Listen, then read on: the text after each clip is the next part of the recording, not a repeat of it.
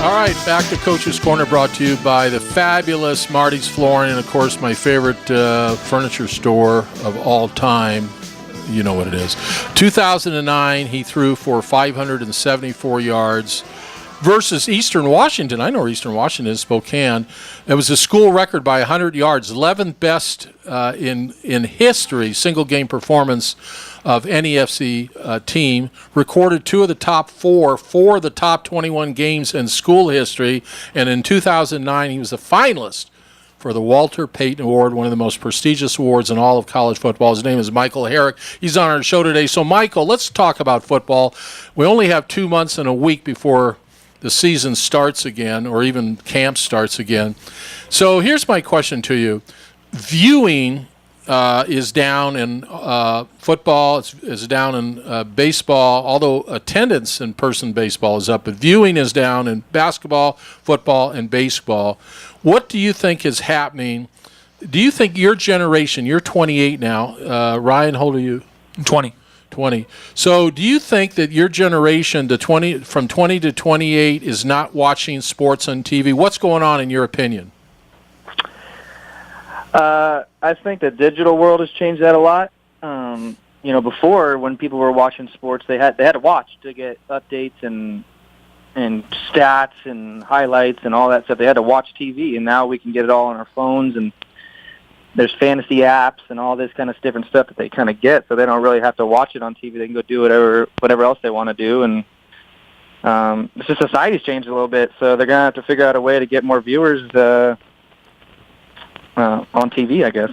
So let me ask you both. So what you're saying is they're getting the information, who won the game, maybe the highlights, the 10 best plays on their phone, but they're not really spending 3 or 4 hours like your dad and I watching it and really into it. Ryan, what's your take on what Michael said? Yeah, I think that as the digital media is growing, our attention spans as a younger audience are lessening. And I think that because of that, because we're getting such pinpoint updates, so every second, on the second, we're getting box scores on our phones. We're getting, notifications from ESPN. I think that is leading us to maybe we'd rather go out and do something else instead of watch the game. Maybe we'd rather go out and do this, or be with friends or something like that, instead of sitting and watching the game to get the updates. Interesting. All right, great answer, both of you. So in the NFL, there's parity. So this is a little segued into a tiny little bit about basketball. Apparently, football, the NFL's done a good job. College football, it's unbelievable. On any given Saturday, anybody can beat anybody. So there's parity in college football. Do you agree with that comment before I ask the question about basketball, Michael Herrick? Football is it's a different sport. So in the NFL, training with those guys and being around those guys, like, everybody is a phenomenal athlete, whether you're, the worst team in the league or the best team in the league. They can beat anybody because those guys are good. It's not like it's just as a team as a whole, they're not maybe getting it together. It's really hard to win the football game because everybody's got to do their job. If you got one person not doing their job, it's a big deal. In other sports where you can have a dominant pitcher in baseball or, somebody take over a game in basketball, it's a little bit different. It's still a team sport, but you don't have that in football. You could have the best quarterback in the league, and if they're not blocking for you and you can't get back there, it's a whole different game. Well, parity keeps my interest. For somebody who likes to bet on a soda pop once in a while, it makes it challenging. Now, a little bit on basketball. Wait a minute. How come Alabama wins every year then if there's so much parity? Did Alabama beat Clemson? They didn't win this year. Did Alabama beat Clemson? They're in the championship game pretty much. I'll give you that Alabama is a great program. It's a legacy program. Alabama, as Michael knows, attracts linemen. And without the big boys up front, without the hogs up front, it's hard to do anything. And to their credit, year in and year out, they attract these big 300-pound linemen, and you can argue all day long, but it's working for Alabama. It better start working for Oregon. But in basketball, the NBA, you have these 2 teams now. Well, actually 1.5. You've got the San Francisco Warriors or the Golden, whatever you call your team. What do you call your team? The Golden State Warriors. That's their name. That's why I call them that. Are they too embarrassed to put San Francisco on there? No, they play in Oakland, by the way. I know. Soon to be San Francisco. Yeah, well, don't. Yeah. Where's that new stadium, Ryan? It's going down right on the waterfront. Down, near Giant Stadium? Just a little bit south of Giant Stadium down there, I believe. That'll be cool. But both of you are basketball guys. And Michael, you can jump in too, but there's no parity in the NBA.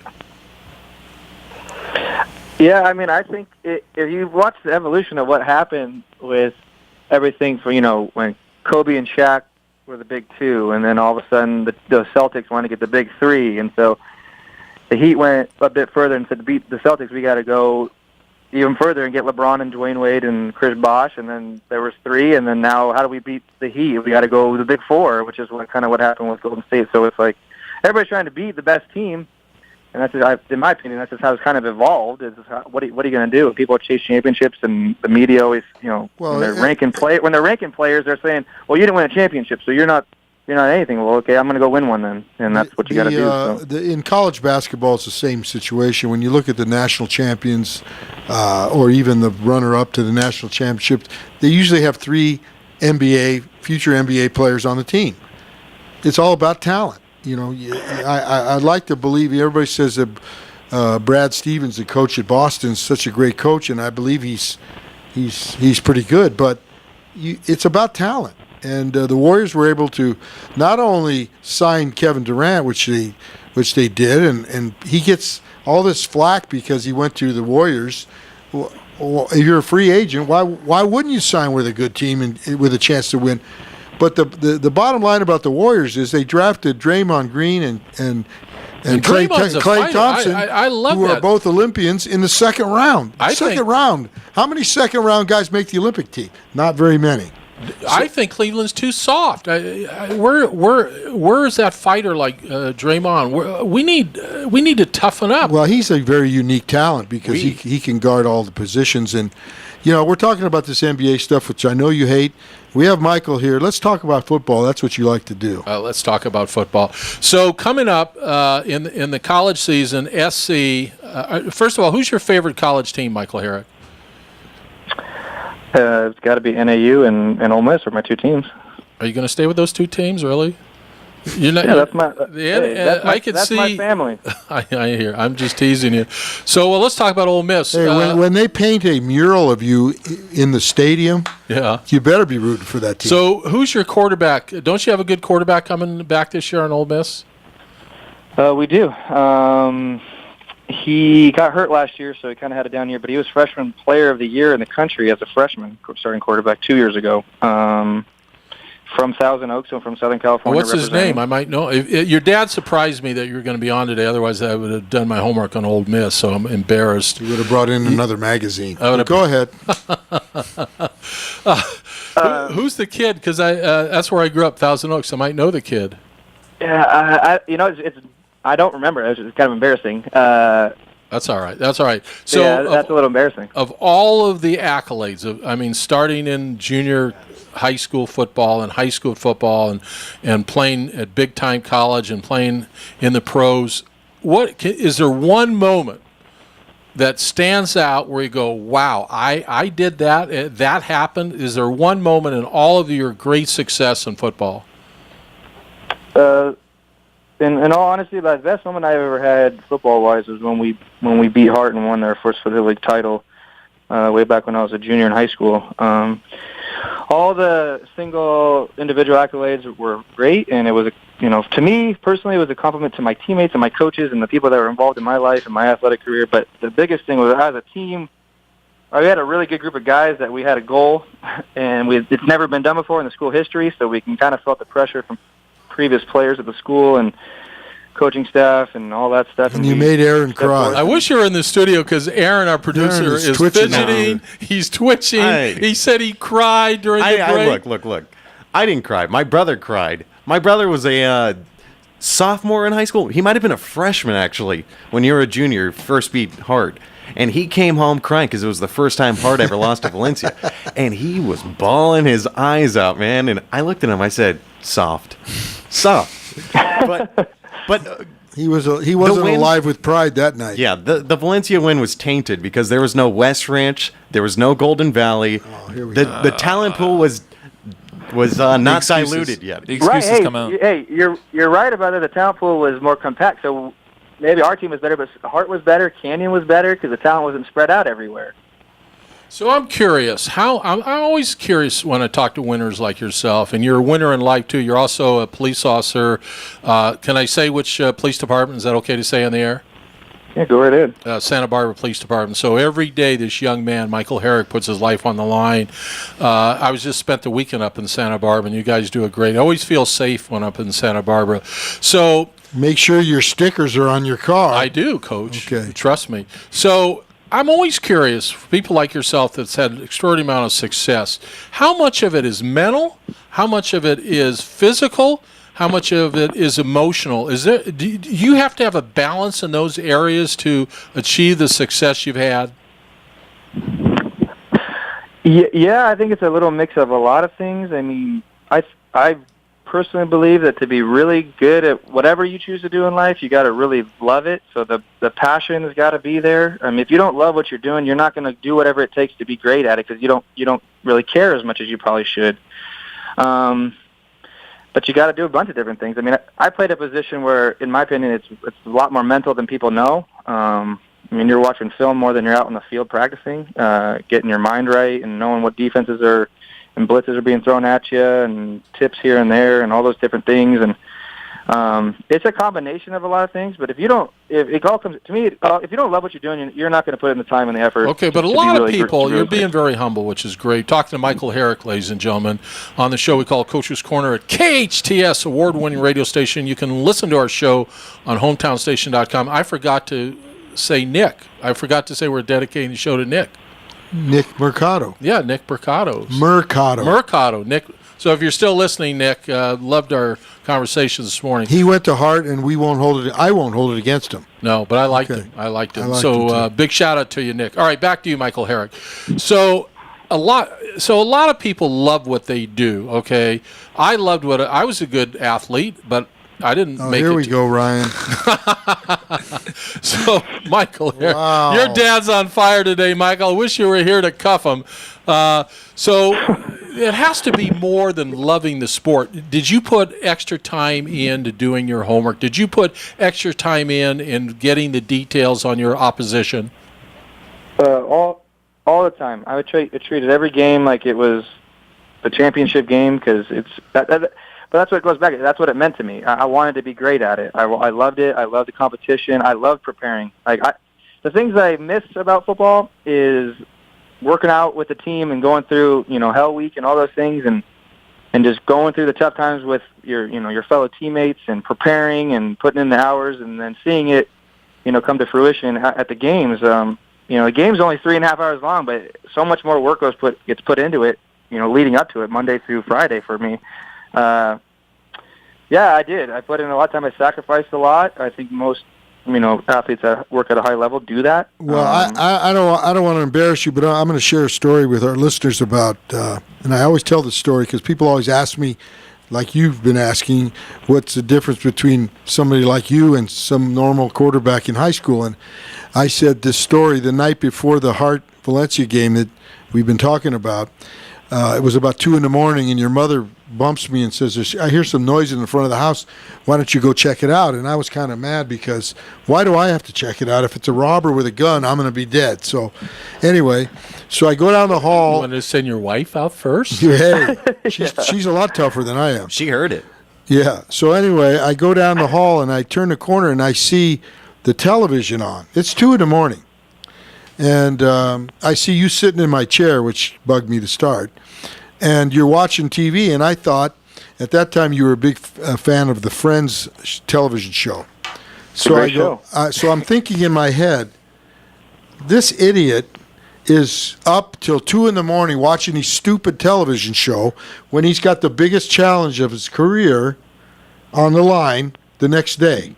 So I get to the TV, and I turn around, and I look at the screen, and it's film of Hart.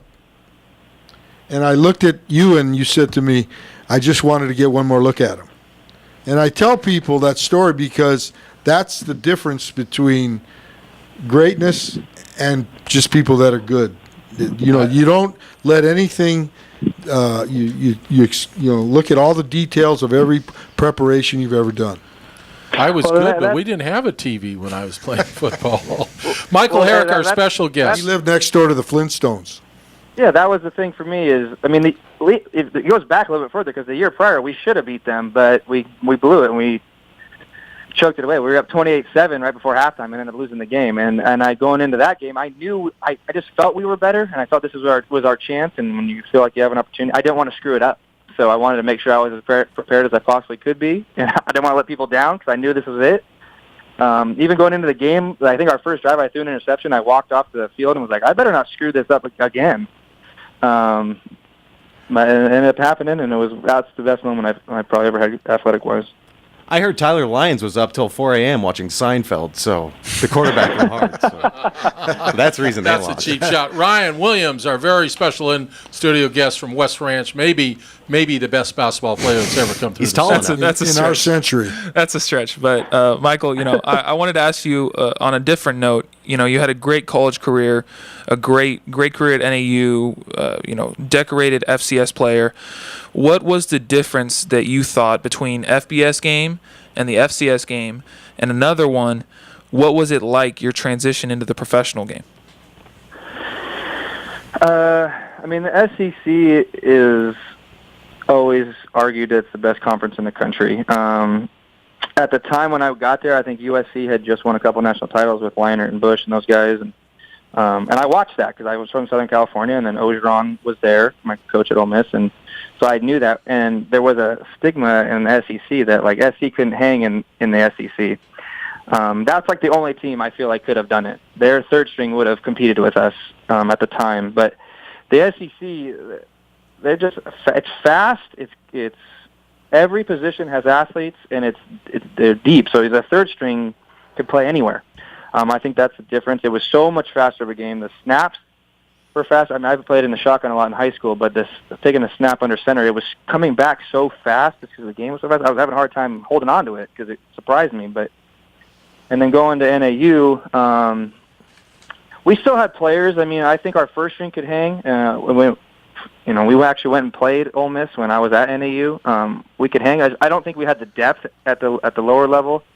I think that's the big issue is when you get into the third and fourth quarters is they are rotating guys in there fresh and have only played 15, 20 snaps, where we've played 60 snaps, and our offensive linemen are getting exhausted, defensive linemen are getting exhausted, and they kind of just wear us down. And then going into the pro life, it's a little bit different for me. I mean, I trained with some NFL guys and some Canadian League guys, and those guys are just that's a whole nother level.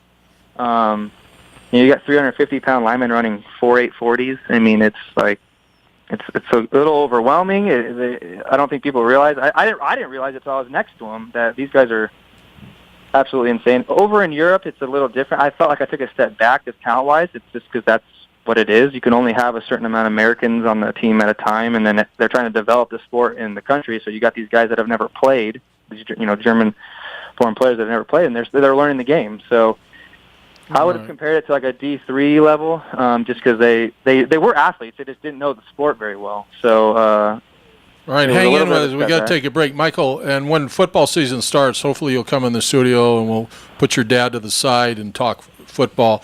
The show is called Coach's Corner, the Hall of Famer, Greg Herrick, and I'm your host, Coach Ron Tunick, on KHTS award-winning radio. We'll come back. Here's my question of Michael Herrick. I want to talk about helicopter parents. Was your dad and mom, and I'm going to bring Ryan in on this too because we have thousands of people listening. What influence, negative or positive, did your dad have on your life, your career? We're going to come right back. I want Ryan to answer because he was also all-century at West Ranch High School Greatest player ever. in basketball. We'll be right back on Coach's Corner, KHTS, award-winning radio.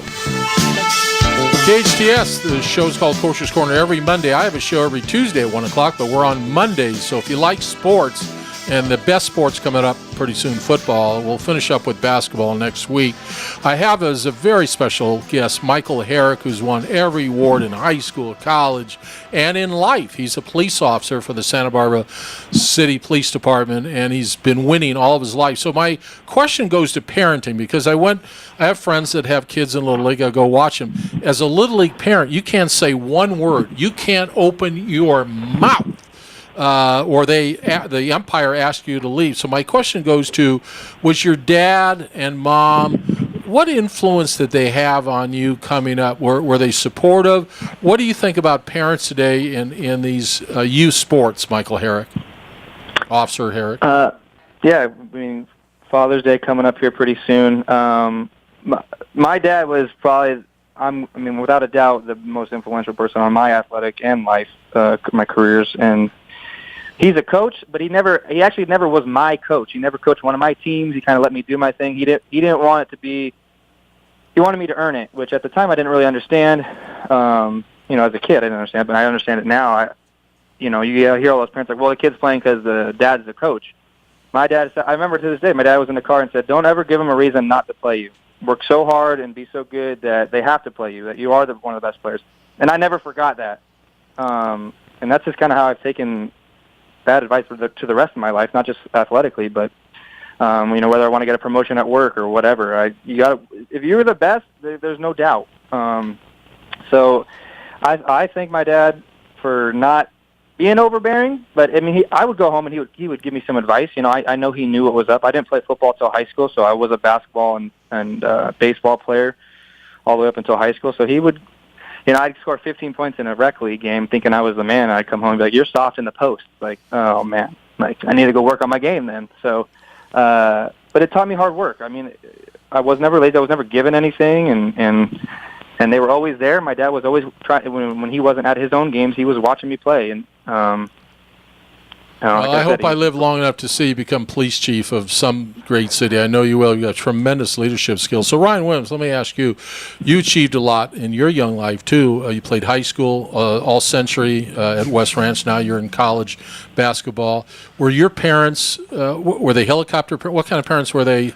Encouraging you, supporting you? Share with us. My parents were very protective, over me, and they wanted me to get an opportunity, but they never took it to the helicopter parent status. They were very hands off, and they let me earn it, and they made me earn it. It wasn't a lot of days now. There's so much politics and AAU programs and baseball teams and all that, and it's whoever writes the biggest check plays. And my dad never got involved with that, and it was always you earned it. And I wasn't given a very good opportunity in my early years in high school, and I transferred to West Ranch, and I was lucky enough to be given the best opportunity possible, and it directly correlated to me going on to play college basketball. And my dad, he didn't settle, and he told me, he said, son, if you want to play high school basketball, you need to transfer somewhere else because they're not going to play you here. And he gave me the best advice, and I thank him for that. Well, there's a funny story. Michael's here, so I'll tell it. But he got his first start as a high school quarterback against Bishop Amat, which is historically a great program. And many players from there went on to major colleges. And we're playing at Bishop Amat. I think you were like a 15-year-old sophomore. And you're going to take the reins as a quarterback for your first game. And I'm standing there, and Bishop Amat goes up 21-0 because your buddy Shea Morales couldn't punt straight. And I was like 1 of 7 or something. Yeah, but it wasn't really him. It was 3 and out, 3 and out, 3 and out. We weren't giving him the ball per se. But anyway, I'm standing there on the sidelines because your mom and I couldn't sit together during games because she never thinks she makes a mistake, and I always thought she made a mistake, so we could never sit together. And I'm standing next to the principal at Valencia High School, and I could feel it from the crowd saying, why are we playing the sophomore? We're behind 21-0. Maybe we should play the senior. And I turned to the principal and I said, maybe he's not ready for this. Maybe he should a year of the JV, says a sophomore would help be better for him. See, I was always looking for what was in the best interest of your development. Not that you were the varsity quarterback no matter what. If you weren't able to to do that properly, maybe you shouldn't be doing it. And he turned to me and he said, BS, he said the word, and he said he's going to be the best quarterback we've ever had at the school. And the principal said that. Yeah, he said that to me. And I said, okay, if you say so. And then he went on to throw 17 straight completions. We came back and won the game. He threw for 400 yards in his first varsity game, and the rest is history. But the thing about parenting is I never wanted to interfere as a coach, I understand the coach-player relationship. I think parents understand that you can't intervene in that. You can't. When you and your brother always had issues, even your sister when she was a dancer, I said, solve your problems. Solve your own problems. What kind of dancer was she? She was a great dancer. 3-time national champion at Valencia High School. Michael Herrick, there's a report here by the Robert Wood Johnson Foundation Trust for Americans' Health. The State of Obesity report was just released for 2017. What state Now you're getting a little personal. has the highest obesity rates in the country? Mississippi, dog. Mississippi's number 3. Louisiana, Alabama, and Mississippi. That's the show Because called they got great barbecue. Great barbecue. And Coach's Corner. No, and I read this report. Michael, look at the states. Louisiana, Alabama, Mississippi, West Virginia, Kentucky, Arkansas, Kansas, Oklahoma, Tennessee, Missouri, Texas. Okay, before you get totally irrelevant. They have the best tailgating in the country. Before my partner says anything more irrelevant, I want to say this because our show's almost over. I want to thank you for being on the show today. When I jot your biography down, sometimes I can't believe that one person did all those things. But congratulations on that. But secondly, I want to thank my partner here, Coach Tunick. I want to thank Carl and Jerry Goldman, the owners of our station, who've given me the opportunity to sit here and talk to you on the radio. Kyle Jellings, Justin and Aaron, who run the board. Is this a retirement speech? And Lori, who works in the office here and does a fantastic job, and all of our sponsors. This will be my last show. Well, thank God. And I just want to make sure I thank, and to honor my last show, I get the Santa Clarita Sheriff's Department gave me a ticket. Isn't that so? That tells you something. That It shouldn't tells me have been something. Your last So, show. Auf Wiedersehen, and thank you, everybody, and thank you, Michael, for being on. And Yeah, Michael, thank you, and God bless you for everything you do. And don't forget Father's Day, which is the most important holiday ever, is coming up. So you and Ryan. I'm coming to you on Father's Day. How about that? How cool is that? Right. How cool is that? Thank you. I don't live in 100-degree weather. That's why. No, you're lucky, too. God bless you, Michael Herrick, for everything that you do for our community and our country. Thank you very much. Ryne Williams, Thanks I guess for having I'll me. see you next week. The show is called Coach's Corner, brought to you by Marty's Flooring and Douglas Furniture. See you next week.